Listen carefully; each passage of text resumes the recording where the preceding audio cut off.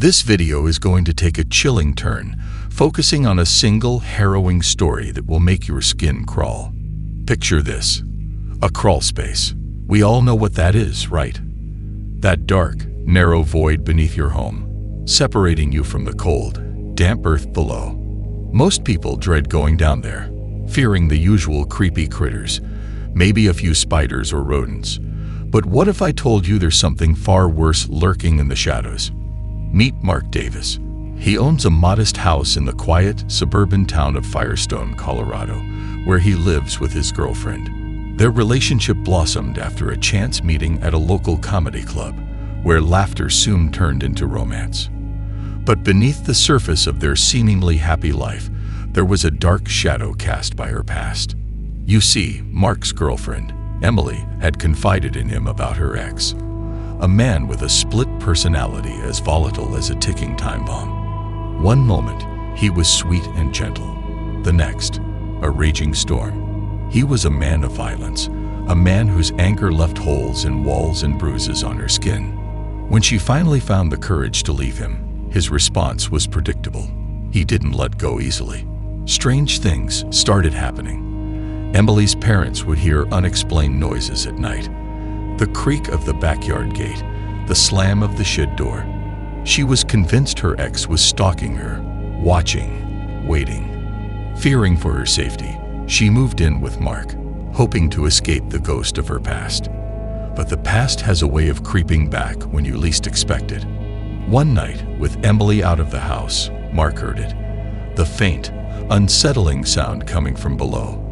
Thump, thump. The noise echoed from the crawl space, that dark, claustrophobic abyss beneath his feet. Assuming it was just a raccoon or some other nuisance, Mark grabbed his phone and started recording for his Snapchat story, trying to turn the eerie moment into a joke. But as he descended into the crawl space, the joke was on him.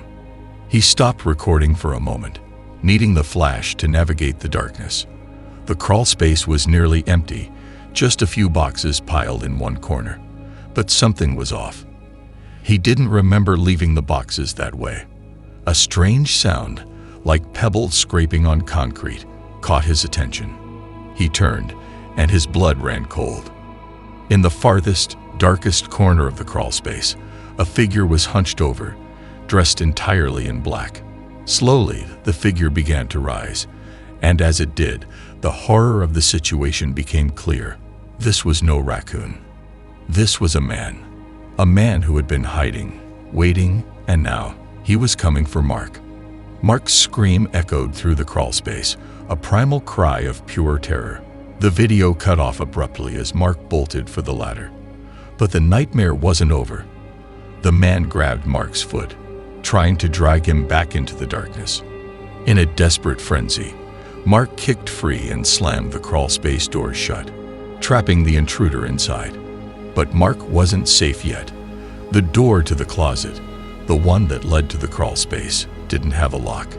Panic surged through him as he raced to the kitchen, grabbing the biggest knife he could find before barricading himself in the bathroom.